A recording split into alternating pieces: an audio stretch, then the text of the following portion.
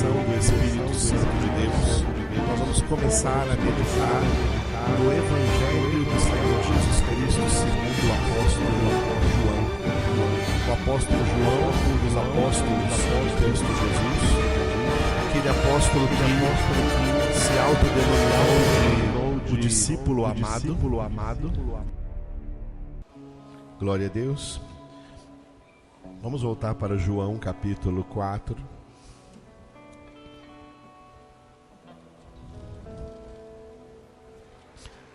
Evangelho segundo João, capítulo de número 4.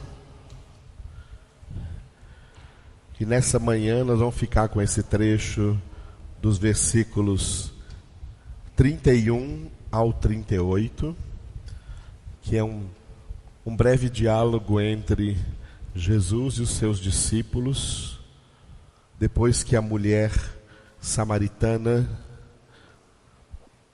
saiu ali da presença de Jesus e foi testemunhar na cidade, como nós vimos ontem à noite, para todos aqueles homens acerca do que havia acontecido com ela no seu encontro com Jesus. Então chegaram os discípulos, vamos ver o que aconteceu, João 4, de 31 a 38.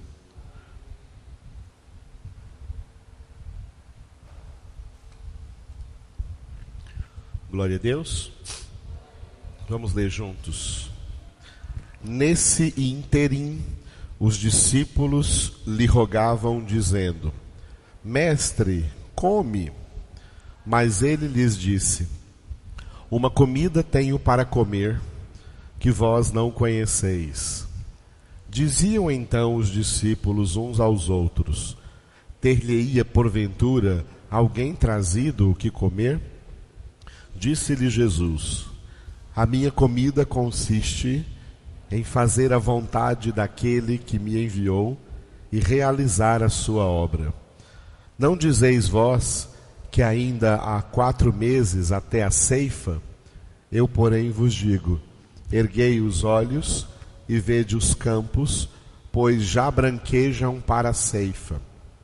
O ceifeiro recebe desde já a recompensa e entesoura o seu fruto para a vida eterna.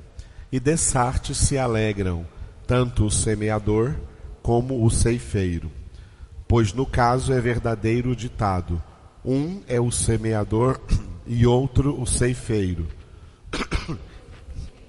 Eu vos enviei para ceifar o que não semeastes. Outros trabalharam e vós entrastes no seu trabalho. Aleluia. Glória a Deus.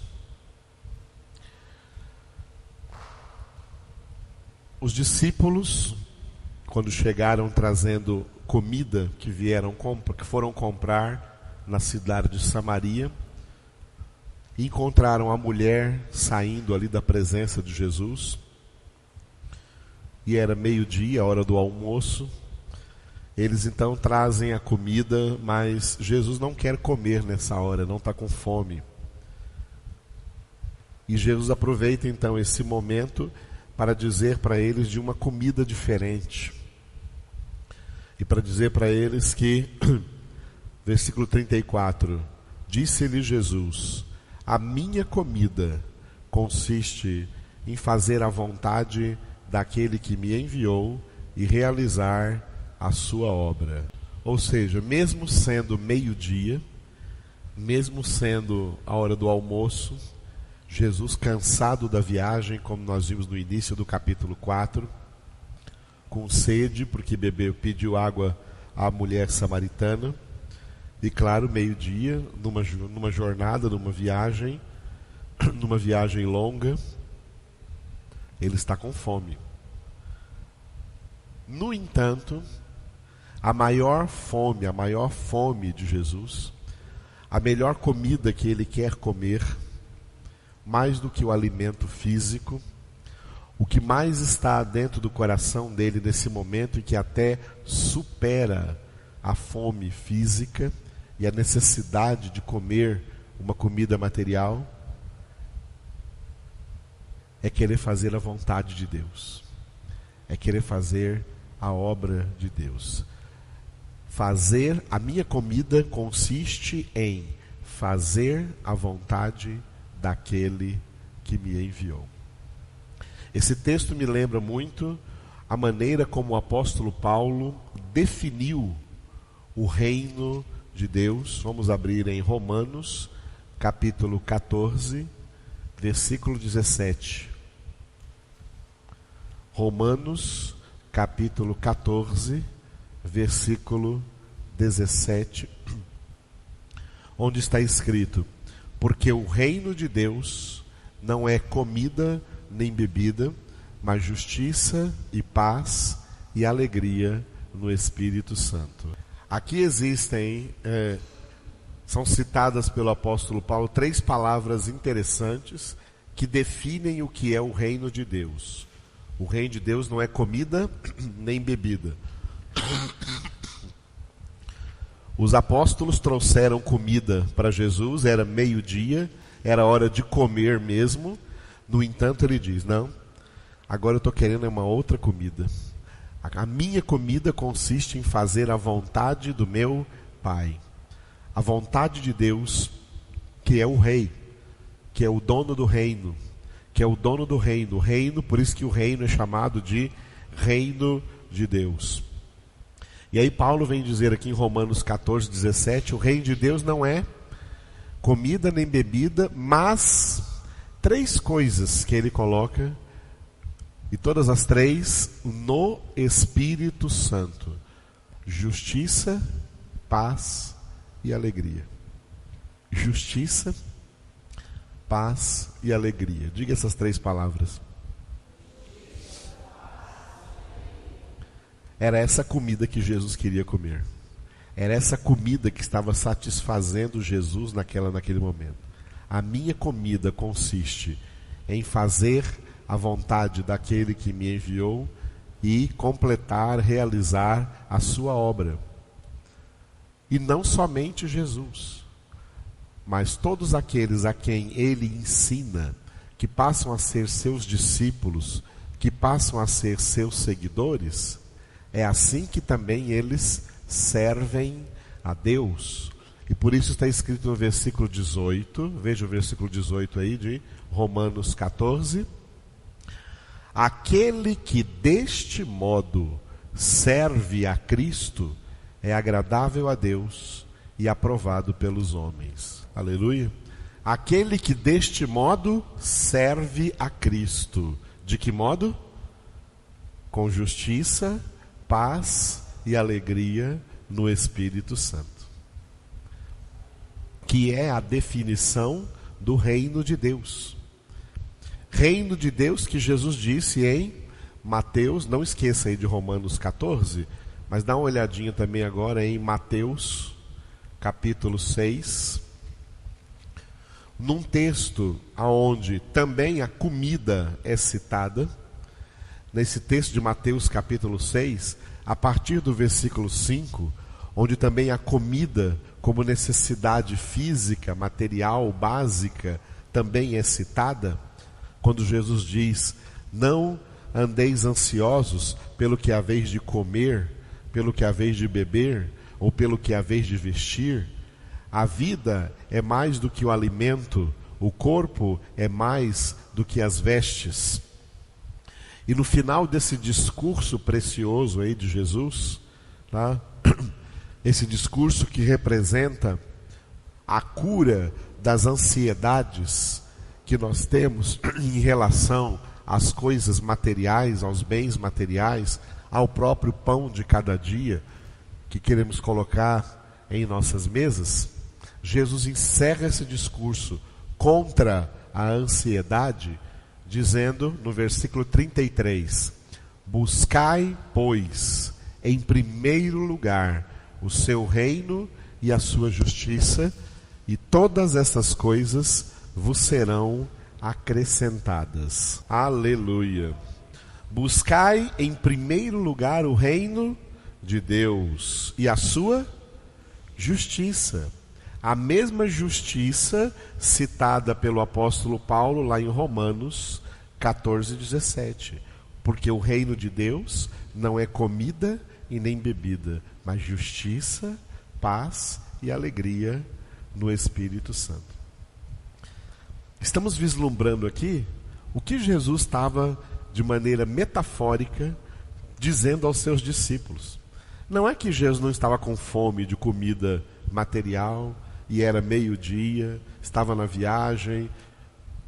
Ele também estava com fome material, mas ele aproveita esse momento para dar um ensinamento aos seus discípulos, dizendo: olha, a minha comida é mais importante do que essa comida que mata apenas temporariamente a fome física.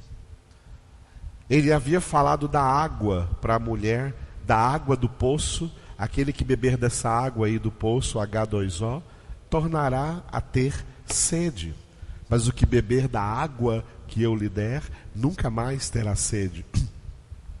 Ele está falando agora de uma comida que preenche também a fome espiritual da alma daquela pessoa que é faminta pela palavra de Deus, faminta pela experiência com Deus, pela santidade de Deus e por realizar a vontade de Deus. Por isso ele diz: a minha comida é fazer a vontade daquele que me enviou. Nós já lemos várias vezes aqui a definição da vontade de Deus. A vontade de Deus como algo muito central dentro da Escritura Sagrada. Quem é de Deus vive para fazer a vontade de Deus. Quem é de Deus vive. A Rubiane orou isso aqui em Tiago, quando leu aqui Tiago capítulo 4, quando Tiago estava escrevendo já para uma comunidade lamentavelmente fria, que estava se esfriando. E é o que acontece com as igrejas, as pessoas se esfriam. Sabe por que as pessoas se esfriam? Porque a maioria delas são chamados e não escolhidos. Todos os chamados se esfriam. Os poucos escolhidos não se esfriam, mas eles sentem os efeitos desse resfriamento, porque vê as pessoas, desanimando, esfriando, não congregando, por motivos que elas colocam de A até Z e nenhum deles justifica. Simplesmente se esfriam. As pessoas se esfriam. Se você perceber bem, as cartas de Paulo foram escritas para igrejas que estavam se esfriando. Gálatas estava esfriando, os Efésios estavam esfriando. Para os Efésios ainda Jesus mandou uma cartinha lá no Apocalipse dizendo: vocês perderam o primeiro amor, também se esfriaram. Também se esfriaram. Paulo está escrevendo cartas para essas igrejas porque recebeu notícias do resfriamento dessas igrejas, porque recebeu notícias do resfriamento aí desses crentes. Vocês estão perdendo a fé, vocês começaram pelo Espírito e agora estão se desenvolvendo na carne. Tiago também escreveu para uma igreja assim, uma igreja que já foram fiéis ao Senhor, e agora Tiago tem que escrever dizendo, Tiago 4,4: infiéis, não sabeis que a amizade do mundo é inimiga de Deus? E vocês já estão assim tão independentes de Deus, já estão assim tão independentes de Deus. Lembrei de uma igreja que abriu num lugar aí, o nome era Assembleia Independente de Deus. Estão tão independentes de Deus que vocês costumam dizer assim, amanhã eu vou a tal lugar, vou fazer isso e fazer aquilo. E nem sequer tem o temor de dizer: se Deus quiser, eu irei a tal lugar e farei isso ou aquilo. Não tem mais nem temor de dizer: se Deus quiser. Só bate no peito e diga: eu vou. Eu vou e está acabado, eu vou porque eu quero ir, eu vou porque eu escolhi ir, eu vou porque eu tenho a opção de ir, eu vou porque eu quero ir. E a vontade de Deus não é nem um pouco cultuada, nem celebrada por essas pessoas. O reino de Deus não é uma democracia. O reino de Deus não é a realização da vontade do povo. O reino de Deus não é a realização da vontade dos cidadãos do reino de Deus. O reino de Deus é uma eterna teocracia, é governo de Deus. Os salvos são aqueles que negaram a si mesmos. Isso significa que negaram as suas vontades para submeterem-se completamente à vontade de Deus. É daí que vem a comparação do servo. O servo, o escravo, não tem vontade própria. O escravo não faz a sua vontade. O escravo existe para fazer a vontade do seu Senhor. Muita gente vai esquecendo, sabe? Nesse bom vivan que a gente vive aí, ó, sabe? Nesse progresso, onde você acha que ganha o seu dinheiro e você então é independente de Deus e de todo mundo e sai por aí fazendo o que você acha que deve fazer, só aquilo que a sua carne gosta, buscando só diversões e prazeres passageiros e terrenos na carne. Isso é que é representado aí por água e comida.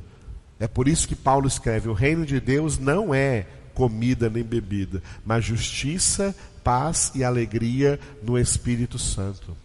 Buscar em primeiro lugar o reino de Deus e a sua justiça.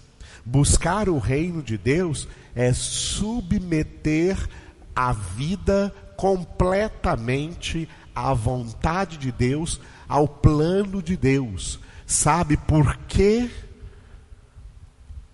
Sabe por quê? Olha aqui para nós aqui. Olha para nós aqui nesse momento. Hoje estamos aqui. Amanhã não estaremos mais. A vida aqui é um sopro.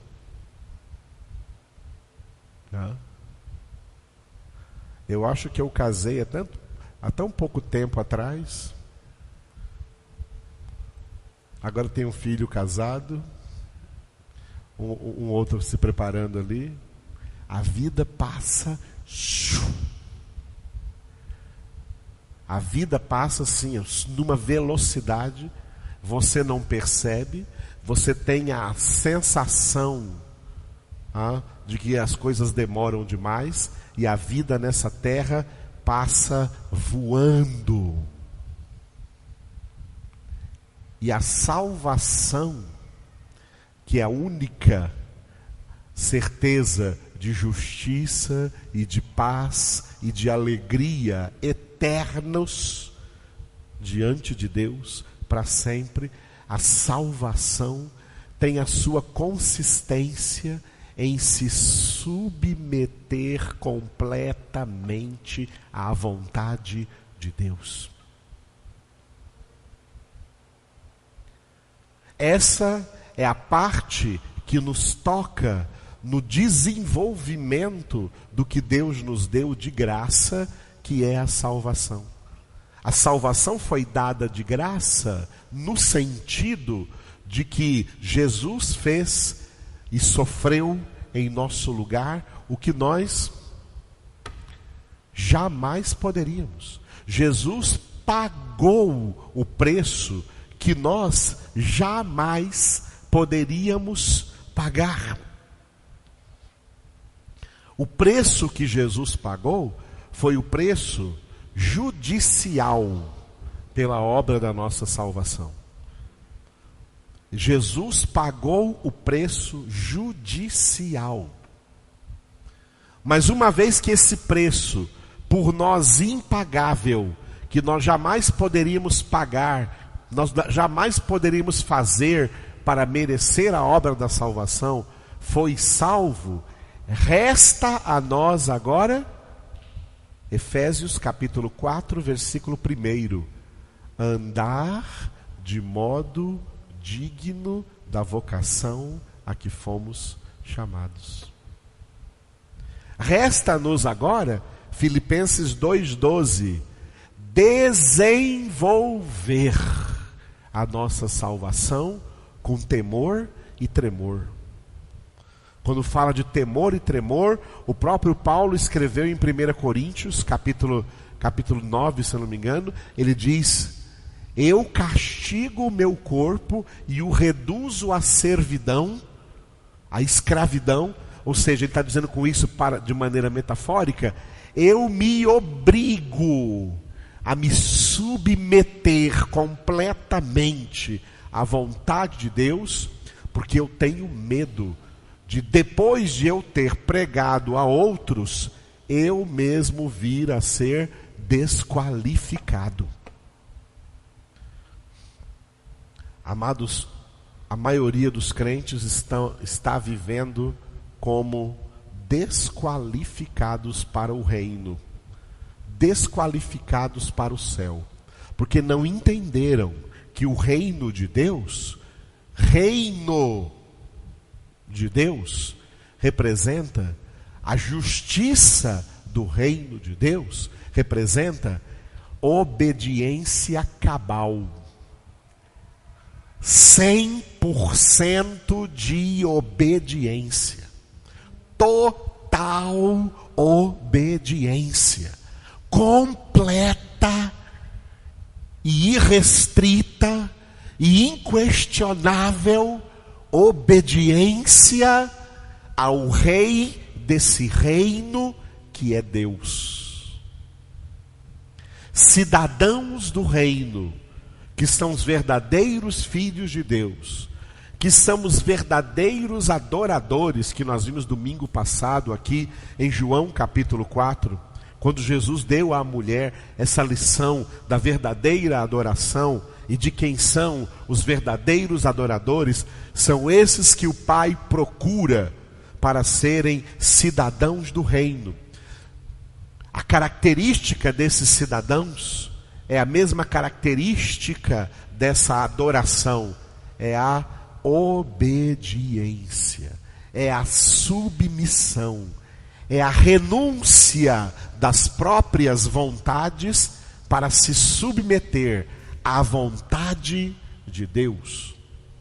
E a pessoa submissa à vontade de Deus não dá um passo sequer, por simples que seja, em sua vida, se ela não estiver completamente consciente de que esse passo é a vontade de Deus, porque ela quer fazer a vontade de Deus. Por isso Jesus colocou a vontade de Deus no centro da teologia bíblica da oração, que ele resumiu na oração do Pai Nosso, cuja frase principal, cujo pedido principal é: faça-se a tua vontade, assim na terra como no céu. Faça-se a tua vontade. Até Jesus, sendo perfeito, nós lemos em Hebreus capítulo 5, teve que aprender a obediência pelas coisas que sofreu. E quando chegou ali no clímax do seu sofrimento, sabendo que era da vontade de Deus a oferta da sua própria vida, ele chegou como homem, pelo temor humano, a orar dizendo: Pai, afasta de mim esse cálice. Só que ele colocou uma conjunção adversativa nessa oração e disse: contudo, não faça, Pai, o que eu quero, faça o que tu queres.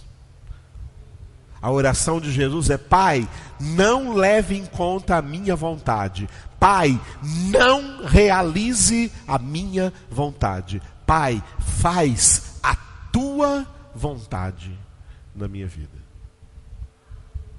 E ele bebeu o cálice. O cálice não foi afastado. O cálice representava o seu sacrifício. O cálice não foi afastado. Ele teve que beber o cálice. Nós também temos um cálice a beber. Temos um cálice a beber. E deve ser essa a nossa comida.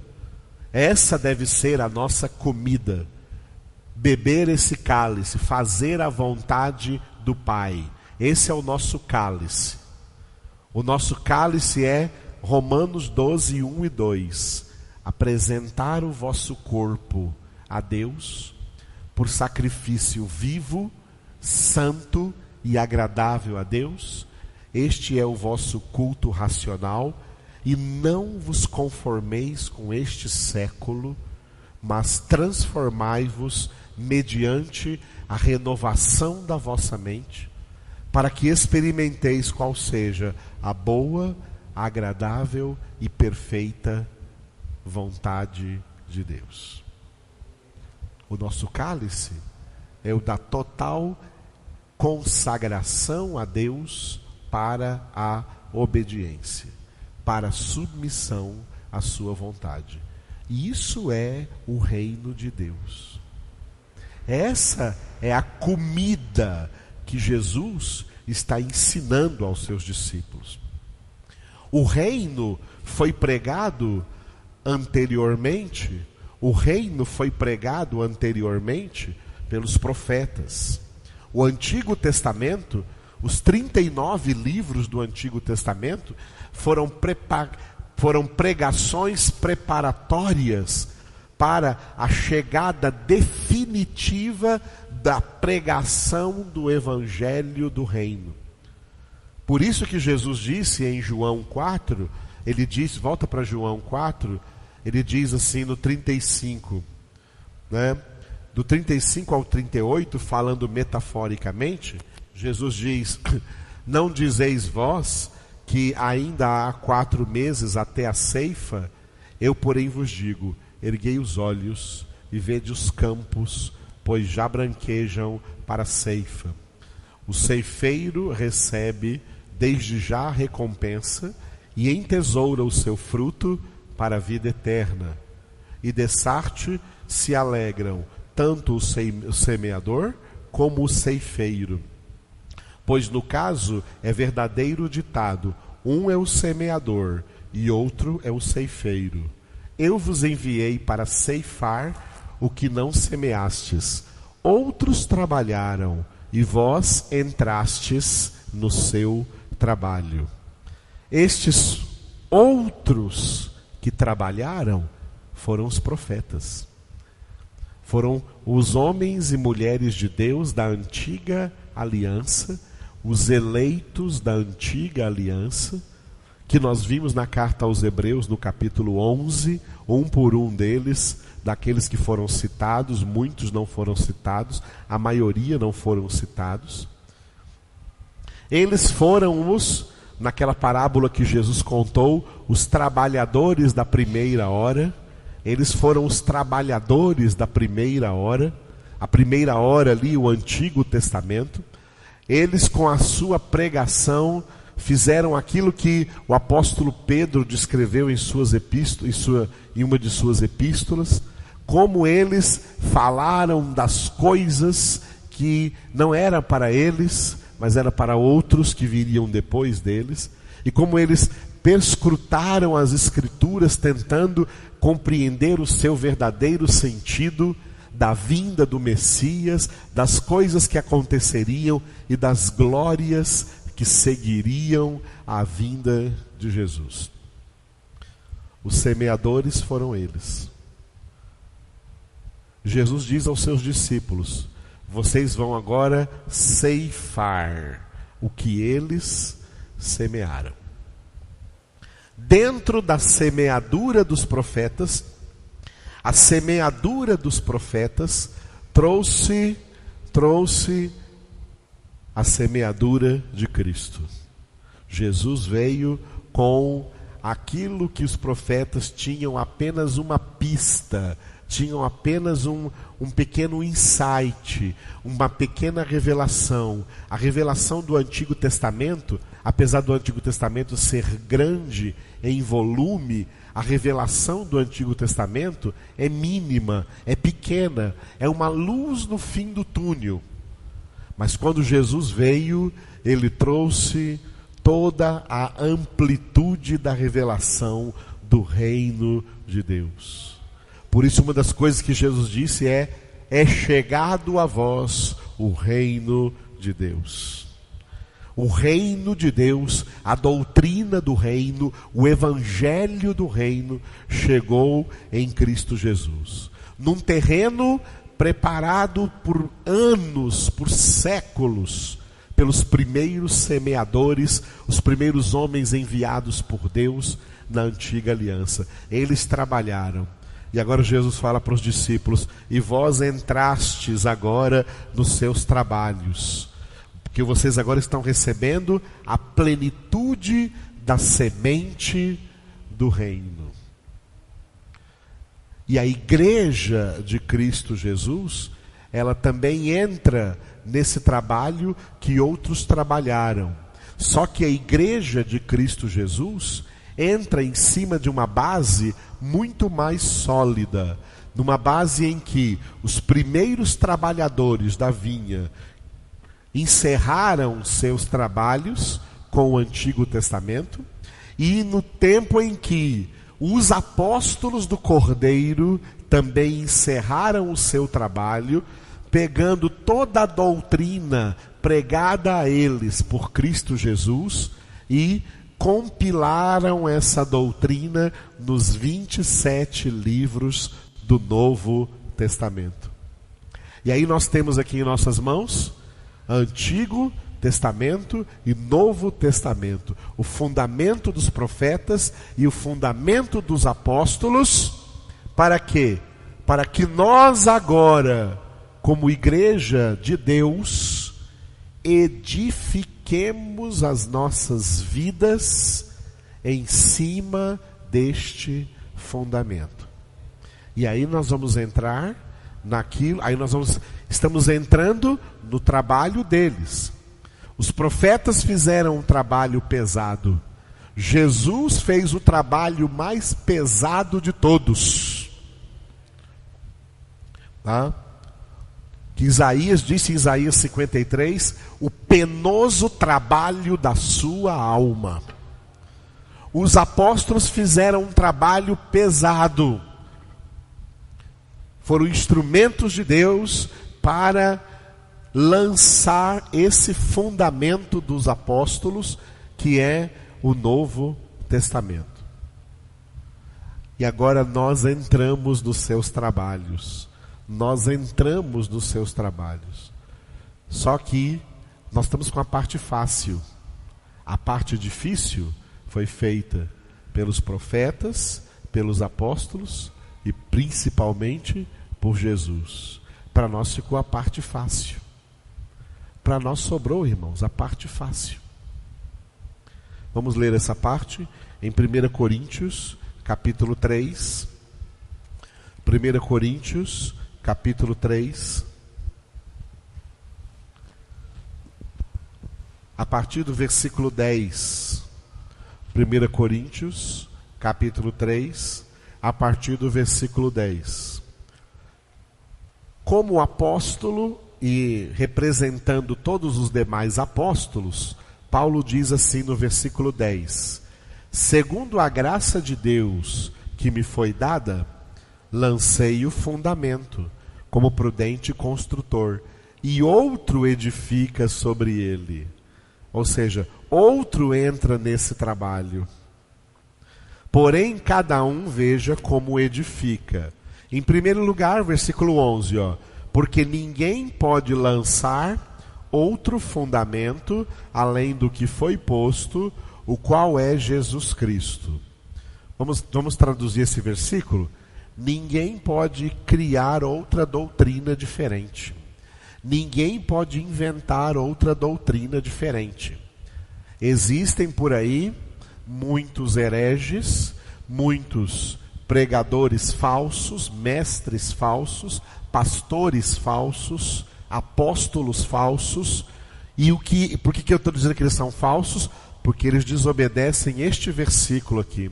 Eles estão lançando outro fundamento, estão lançando outras doutrinas, doutrinas que não são bíblicas, doutrinas que não fazem parte nem do fundamento dos profetas, nem do fundamento dos apóstolos, nem do Antigo Testamento, nem do Novo Testamento. Eles usam o Antigo Testamento e usam o Novo Testamento, usam a Bíblia, mas a doutrina que eles estão criando, as doutrinas que estão criando, são doutrinas falsas. Estão edificando o errado. E estão levando muita gente ao erro. E tanto essa gente como os que criaram, todos vão para o inferno. Porque a salvação não está na mentira. A salvação está exclusivamente na verdade. Jesus é a verdade. Ninguém vem ao Pai senão por mim, foi o que ele disse. Então, ninguém pode lançar outro fundamento. Agora, no fundamento correto, mesmo no fundamento correto, pessoas podem edificar bem e pessoas podem edificar mal. Tá?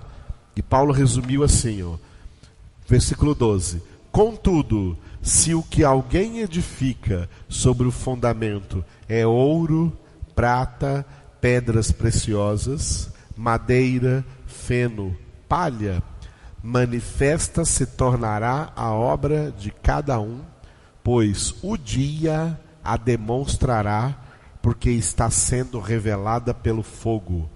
E qual seja a obra de cada um, o próprio fogo o provará. Como cada um está edificando? A edificação é o trabalho.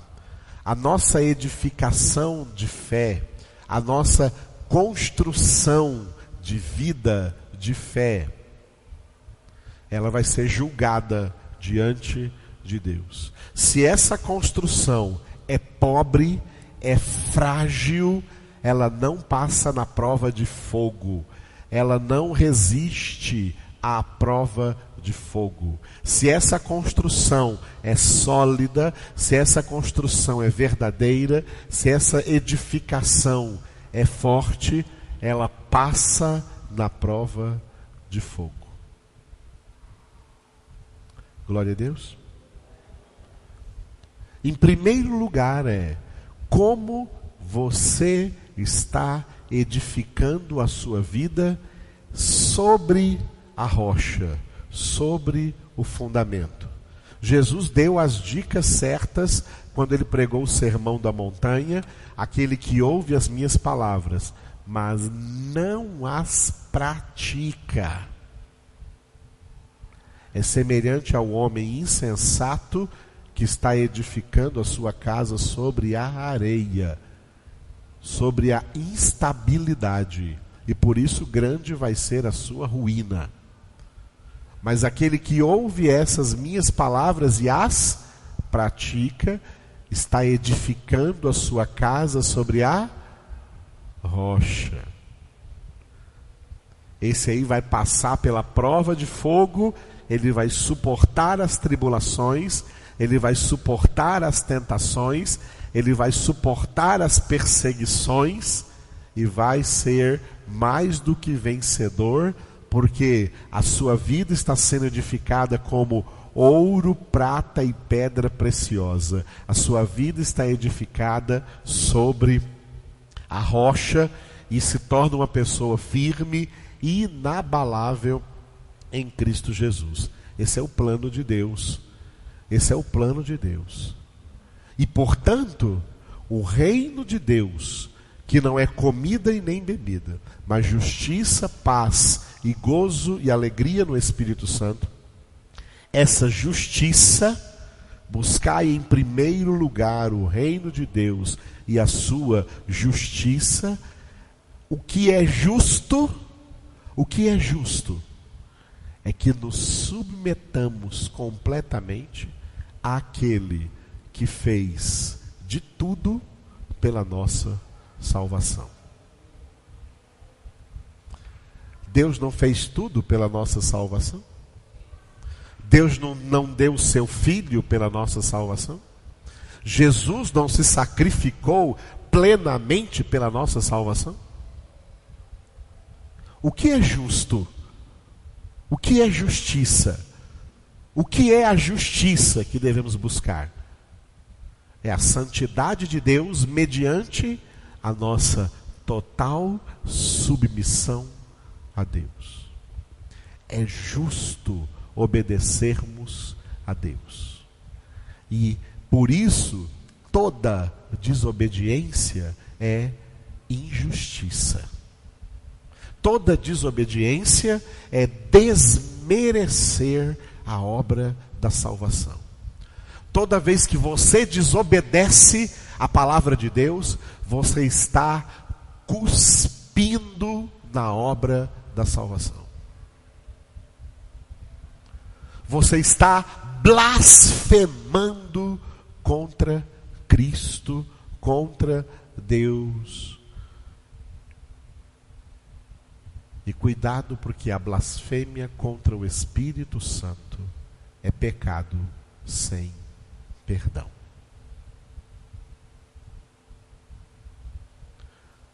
Portanto, amados, reino de Deus é coisa séria.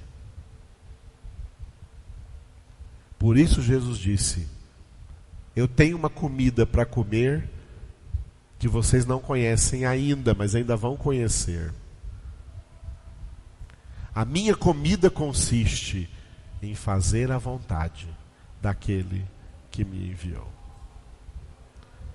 E aí você lê Filipenses 2, Jesus sendo obediente até a morte e morte de cruz. Por isso Deus o exaltou sobremaneira e lhe deu o nome que está acima de todo nome, para que ao nome de Jesus se dobre todo o joelho, para que ao nome de Jesus todos se submetam, se dobre todo o joelho e toda a língua confesse: Jesus é Senhor, para a glória de Deus Pai. Cuidado, irmãos, amados, porque o cristianismo, o protestantismo, tem se tornado uma religião muito vazia.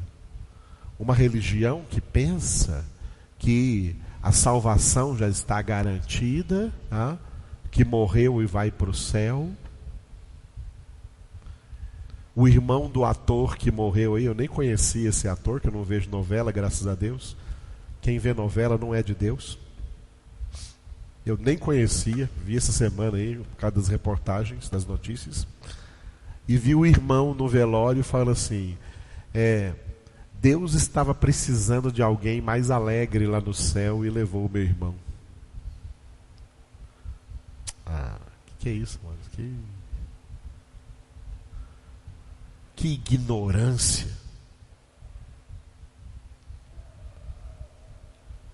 Mas as pessoas pensam que no mundo a salvação é assim.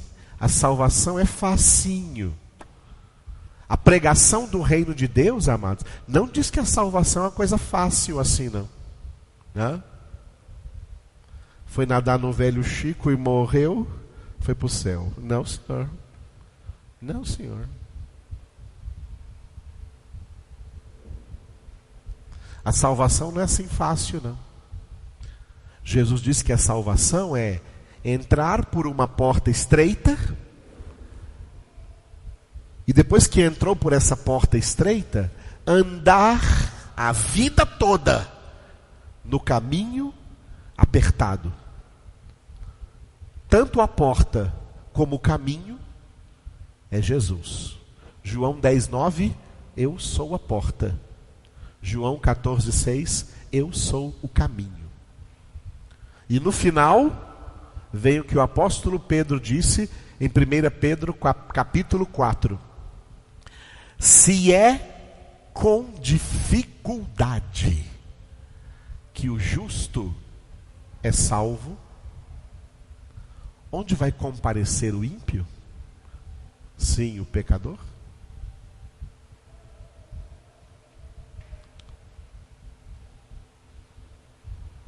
Como cristão, você compreende muito bem, por exemplo, essa profissão de ator e de atriz?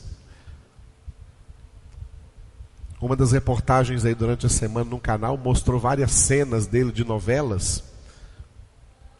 Um homem casado, com 3 filhos homens. E eu contei pelas cenas que eu vi, pelo menos 10 mulheres que não era a dele, e ele beijando na boca. Mas isso é normal, né, irmãs? É novela, não é verdade? Fala pra mim aí, é normal, não é verdade? Estou exagerando, não é verdade? Hã? Fala pra mim, irmãos. É novela, é normal, não é nada a ver. É beijo artístico, não é, irmãos? É isso? É, irmãos?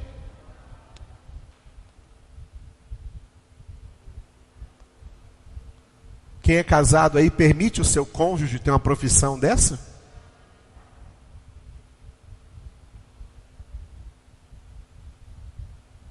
Iniquidade. Esse é o mundo de iniquidade em que nós vivemos, e é por isso que o mundo inteiro jaz no maligno. E quem é de Deus, que se cuide. 1 Pedro capítulo 5, o demônio, o diabo, anda em derredor, como leão que ruge, buscando a quem possa tragar. E nas palavras de Jesus, Mateus 26, 41, no Getsêmani, onde ele mesmo estava debaixo de grande tentação.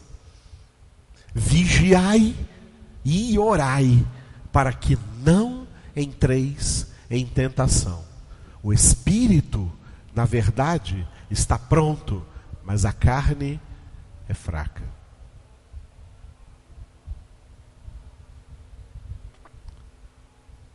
Esse negócio que eu citei para vocês aqui do beijo artístico aí,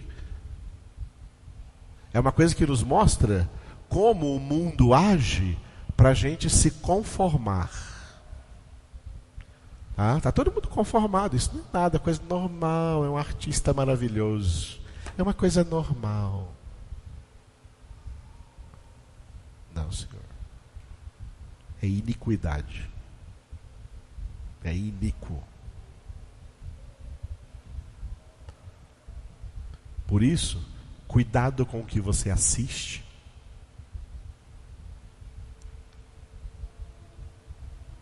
O ideal, sabe? O ideal seríamos parar de assistir tudo. Porque não tem nada que preste.